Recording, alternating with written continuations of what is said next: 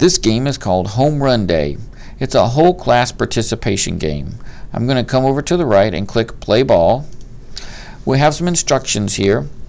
In Home Run Day, basically the teacher or instructor will divide the group into teams. You can use individuals. You can have up to 8 teams or 8 individuals play this game.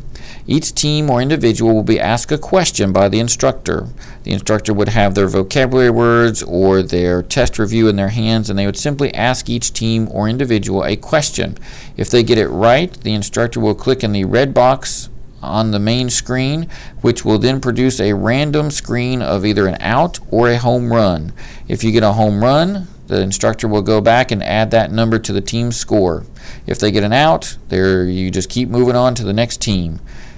This process continues until you've basically run out of questions. I'm going to click the play button to get us started. You'll notice here that we have left over from a previous game, a number 2 here. I'm actually going to just highlight that and zero it out. Now, basically we'll go to team 1 and we'll say, here's your question. We'll pretend that they got it right. The teacher or instructor goes into this square and they click one time anywhere in that square.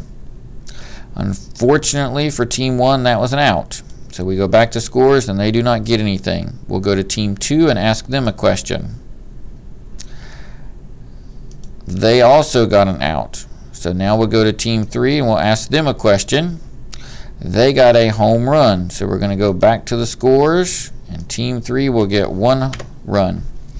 Now, just to let you know, the game is set up to give out twice as many outs as it does home runs, so that therefore there's double the chance of getting an out than over a home run in this game.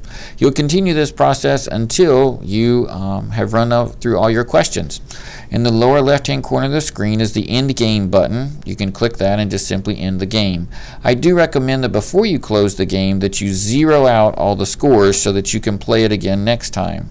If by chance you happen to leave some scores in there, and I'm going to pretend like I leave these in here and I click end game, just to let you know what will happen is right here those scores will stay in the PowerPoint. Now if you were to close it and choose not to save any of the changes, these would be erased. But let's just pretend that you were not sure and you saved it. When you open it up next time, they're still here.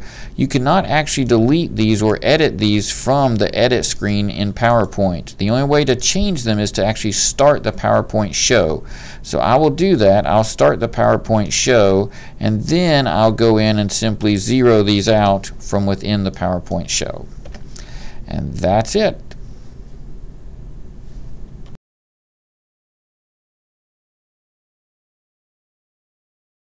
To begin a PowerPoint show using Office 2007, go to the Slideshow tab, click one time on the Slideshow tab, then choose From the Beginning.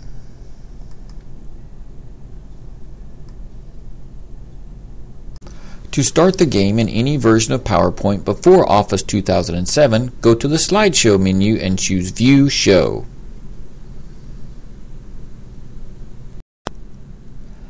This game is designed for whole class participation.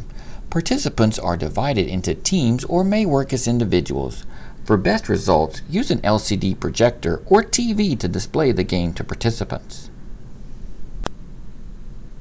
If you receive a security alert when beginning this game and you're using Office 2007, simply click the Enable This Content button and then click OK.